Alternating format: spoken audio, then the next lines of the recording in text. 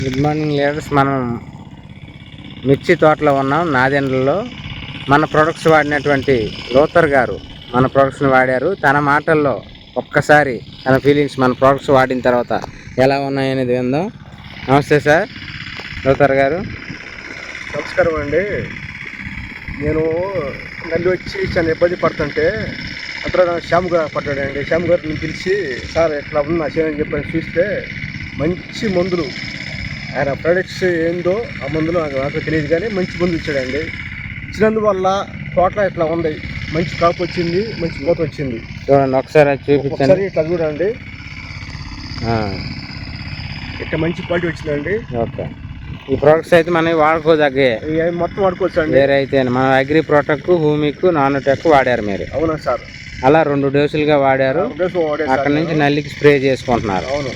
ఈరోజు ఈ టైంలో అయితే మన ప్రోడక్ట్ వాడిన తర్వాత ఇప్పుడు ఇలా ఉంది.